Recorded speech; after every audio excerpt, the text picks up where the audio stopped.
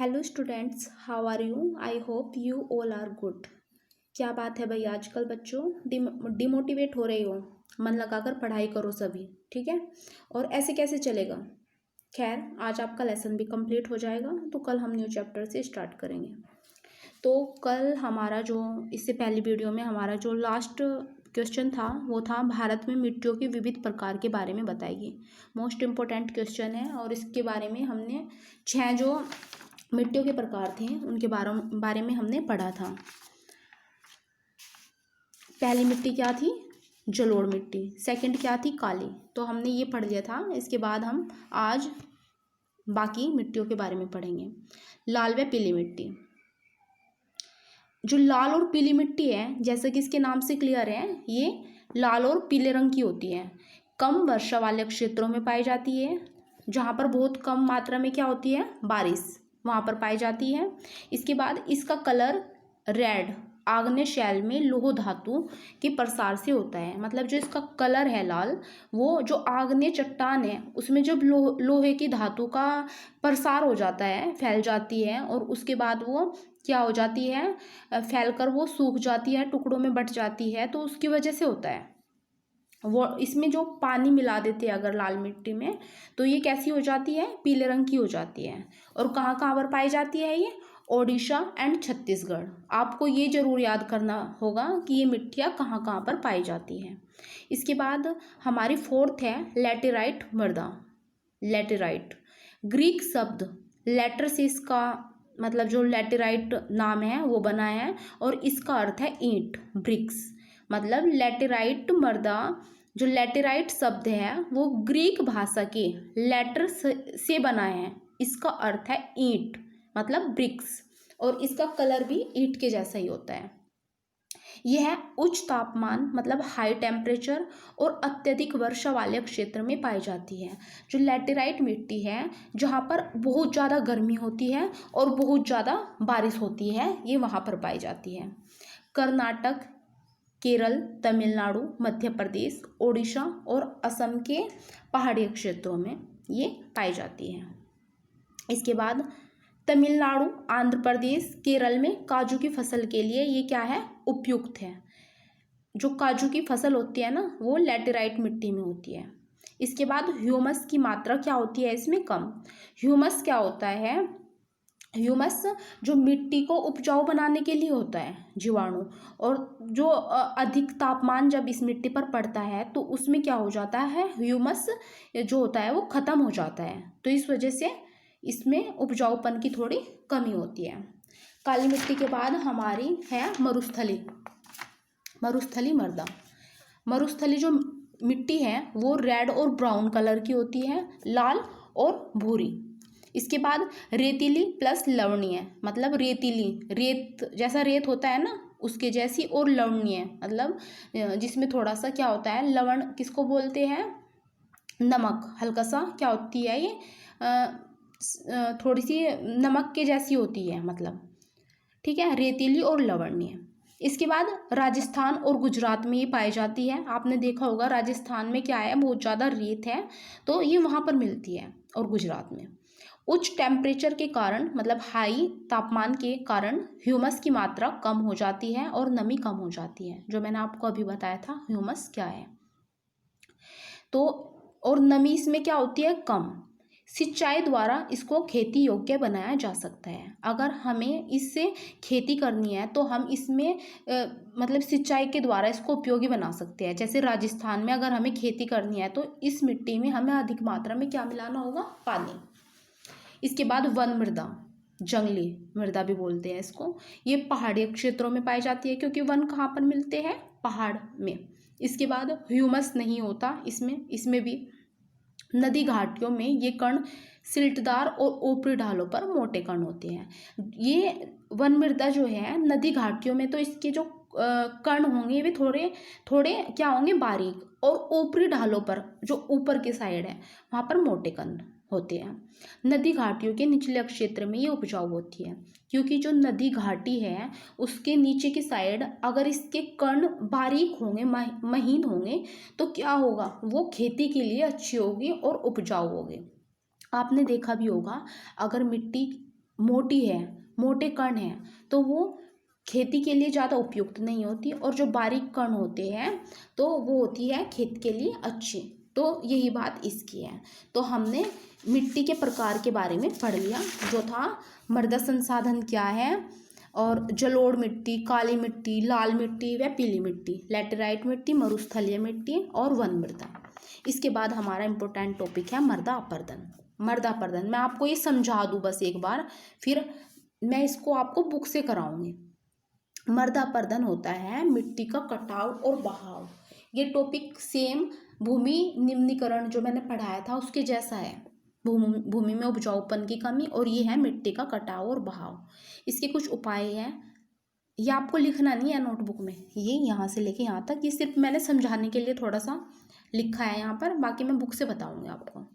उपाय क्या है? सीढ़ीदार खेती करना, मतलब अगर मृदा अपरदन हो रहा है और आप सीढ़ी नुमा खेती करोगे, ऐसे ऐसे सीढ़ी नुमा, तो मिट्टी का कटाव हुआ और वो फिर मिट्टी कट के यहाँ आ गई, जमा हो गई, फिर कटाव हुआ, फिर जम के यहाँ आ गई। तो इससे क्या होगा?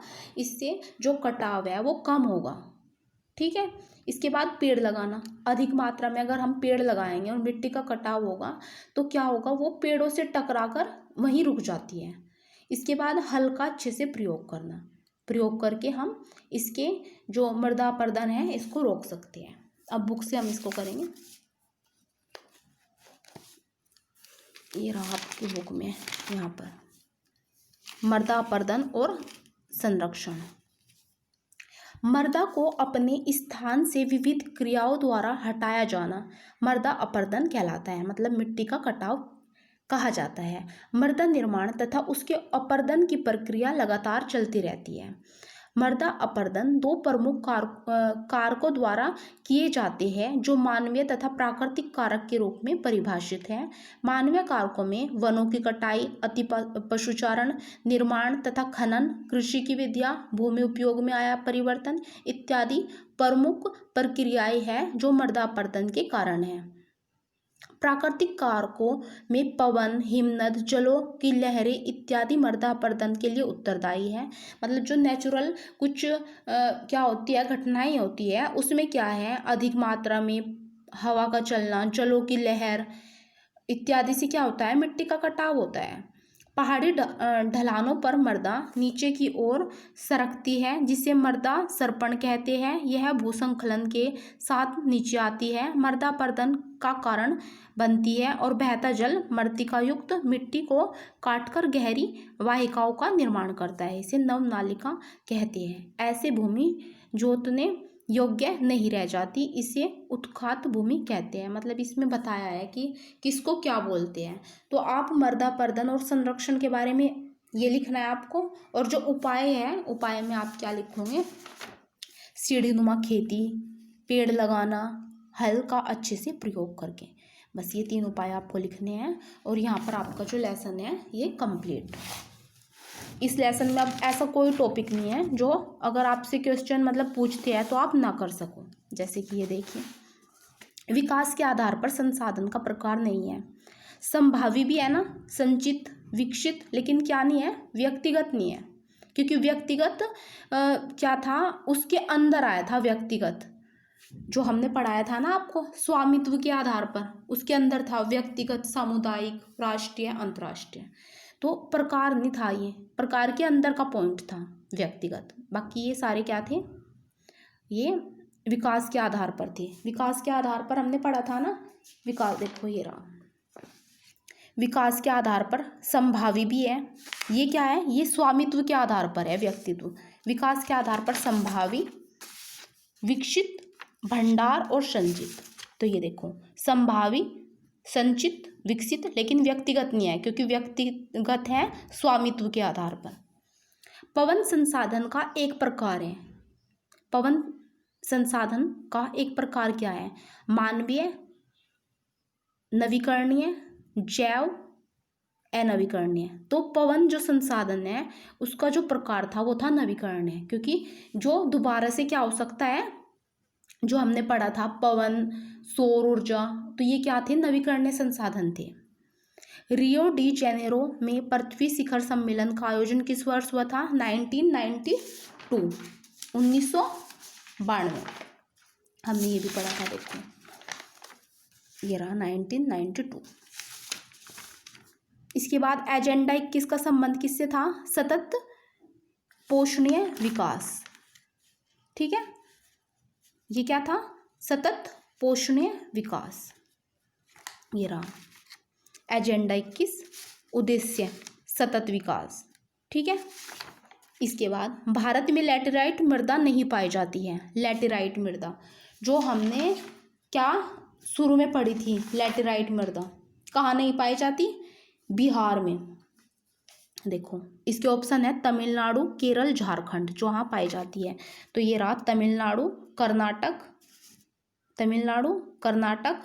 ठीक है, और झारखंड। लेकिन कहाँ नहीं पाई जाती? बिहार, इसमें कोई ऑप्शन नहीं है। तो इस तरीके से आप अगर अच्छे से पढ़ोगे तो ये जो आपके मल्टीपल चॉइस क्वेश्चन है ना, 10 नंबर के आते हैं आपके एग्जाम में, तो आप इनको अच्छे से कर लोगे अगर आप इनको अच्छे से इन पर ध्यान दोगे। इसके बाद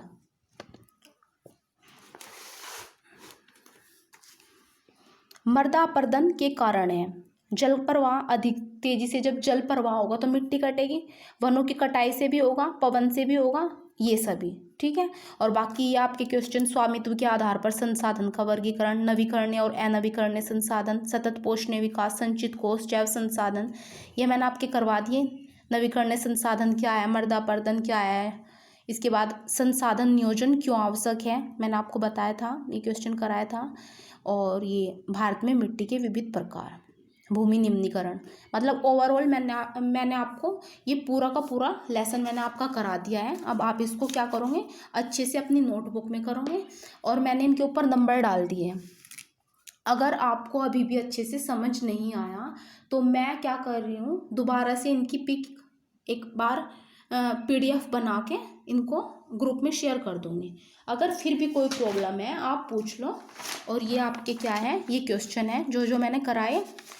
ठीक है, और इसके बाद मैंने बीच में ये क्वेश्चन कराए थे 3, रियो डी जेनेरो पृथ्वी सम्मेलन, ये आप शॉर्ट क्वेश्चन बनाओगे। रियो डी जेनेरो पृथ्वी सम्मेलन क्या है, सतत पोषणीय विकास क्या है, एजेंडा 21 क्या है, ऐसे क्वेश्चन बनाओगे और इनके आंसर आप लिखोगे। और अगर आपने ये लिख लिए अपनी नोटबुक में ऐसे ही जैसे मैंने आपको कराए हैं तो कोई बात नहीं, आप इसको ऐसे भी रख सकते हो। भाई अब सभी को अच्छे से ध्यान देना है। ठीक है, ऐसे तो काम नहीं चलेगा कि आप मतलब डेली एक वीडियो अपलोड हो रही है आपकी, एक वीडियो डेली अपलोड हो रही है आपकी, और आप मतलब उस चीज़ को क्या ले रहे हो, लाइटली ले रहे हो। डेली आपका ही नुकसान है। ठीक है, थोड़े मोटिवेट होके चलो, ऐसे काम नहीं चलेगा। आई होप अब कुछ समझ में आया होगा। वैसे मैं आप लोगों की तरफ से बहुत ज़्यादा मतलब मुझे ये उम्मीद नहीं थी कि बच्चे इस तरीके का थोड़ा बिहेवियर रखेंगे। सिर्फ 1-2 बच्चे हैं जो थोड़े बहुत एक्टिव हैं, बाकी किसी के घर कॉल कर लो, कॉल पिक नहीं करते हैं, ये अच्छी बात नहीं है आपकी। ठीक है, तो चलो, जय हिंद, जय भारत।